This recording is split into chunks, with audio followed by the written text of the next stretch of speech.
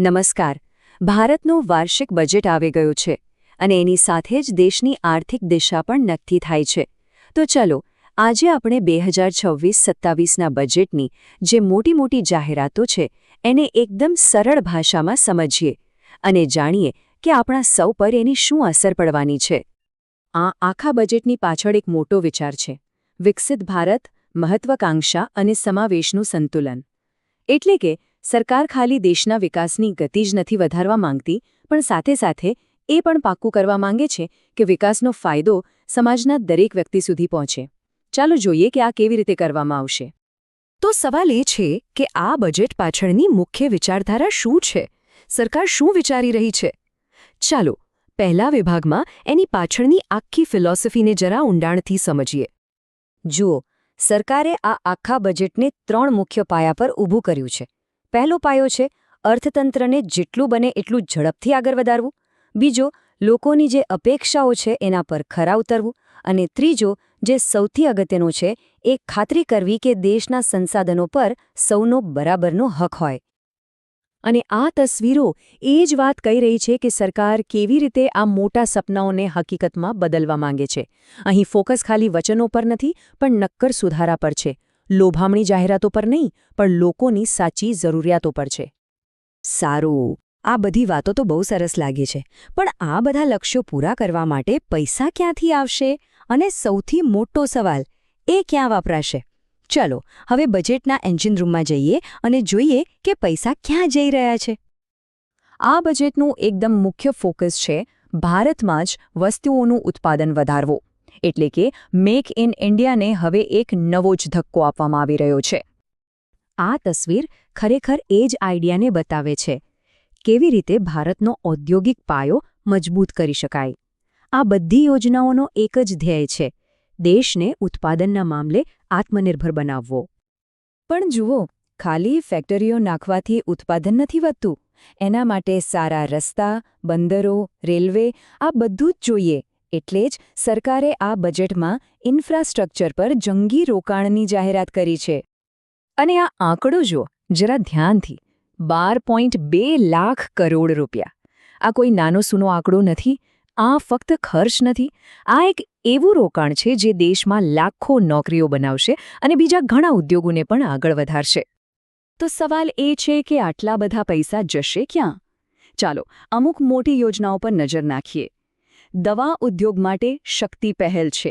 દેશમાં જ semiconductor chip બનાવવા માટે ઇન્ડિયા સેમિકન્ડક્ટર મિશન 2.0 છે. નાના ઉદ્યોગોને મદદ કરવા માટે એક ગ્રોથ ફંડ પણ છે. અને હા, આપણી મુસાફરીને વધુ ઝડપી બનાવવા માટે 7 નવા હાઈ સ્પીડ રેલ કોરિડોર પણ બની રહ્યા છે. ચાલો હવે એ ભાગ પર આવીએ જેની આપણે સૌ રાહ જોઈ રહ્યા હોઈએ છીએ: ટેક્સ. આપણી પર્સનલ ફાઇનાન્સ પર આ બજેટની શું અસર થશે? ચાલો જાણીએ. અને અહીંયા સૌથી મોટી ખબર એ છે કે મોટાભાગના લોકો માટે કોઈ મોટી ખબર છે જ નહીં. હા, તમે બરાબર સાંભળ્યું. ઇન્કમ ટેક્સના સ્લેબમાં કોઈ જ ફેરફાર કરવામાં નથી આવ્યો. અહીં તમે જોઈ શકો છો, જૂની અને નવી બંને ટેક્સ સિસ્ટમ એમની એમ જ છે. કોઈ ફેરફાર નહીં. અને હા, યાદ રાખજો કે જો કોઈ વિકલ્પ પસંદ ન કરવામાં આવે તો નવી ટેક્સ સિસ્ટમ જ ડિફોલ્ટ ગણાશે, પણ રેટ્સ તો એના એ જ છે. પણ વાર્તા અહીં પૂરી નથી થતી. ખાસ કરીને એ લોકો માટે જેઓ શેર બજારમાં ટ્રેડિંગ કરે છે અથવા રોકાણ કરે છે. એમના માટે એક નાનો પણ બહુ જ મહત્વનો ફેરફાર કરવામાં આવ્યો છે. હવે આ ફેરફારને સમજવા માટે પહેલા એક શબ્દ સમજવો પડશે: STT, એટલે કે સિક્યોરિટીઝ ટ્રાન્ઝેક્શન ટેક્સ. આ છે શું? સિમ્પલ ભાષામાં, જ્યારે પણ તમે શેરબજારમાં કોઈ શેર ખરીદો કે વેચો ત્યારે એના પર એક નાનકડો ટેક્સ લાગે છે. બસ એ જ છે STT. તો આ છે આખો ખેલ. ફ્યુચર્સ ટ્રેડિંગ પર જે STT લાગતો હતો એમાં જબરદસ્ત વધારો કરવામાં આવ્યો છે. આ ચાર્ટમાં એકદમ સાફ દેખાય છે કે આ ટેક્સ 0.02%થી સીધો 0.05% કરી દેવાયો છે. એટલે કે બમણા કરતાં પણ વધારે. તો આ બધી જાહેરાતો થઈ ગઈ, પણ રિયલ વર્લ્ડમાં, ખાસ કરીને શેર બજાર પર આની શું અસર થઈ? ચાલો આપણા છેલ્લા સેક્શનમાં જોઈએ કે બજારે તરત જ શું પ્રતિક્રિયા આપી.